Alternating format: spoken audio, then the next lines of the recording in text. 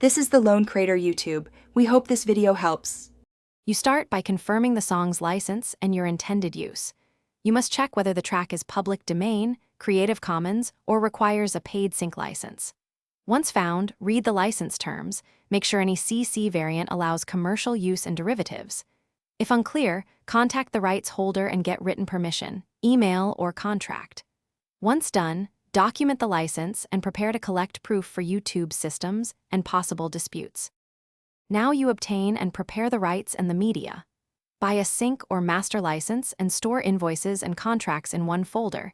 These prove permission if a claim appears. If you use Creative Commons, attach exact attribution text and link to the license in the video description. Once done, embed license metadata in your upload notes and keep proof files ready.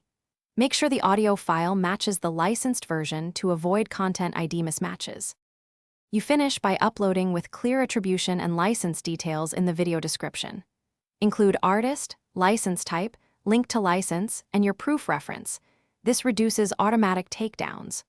Once uploaded, monitor content ID claims and use the dispute form immediately if you have permission. Attach contracts and receipts. If the claim persists, escalate to YouTube support and be ready to submit signed statements. One troubleshooting tip. If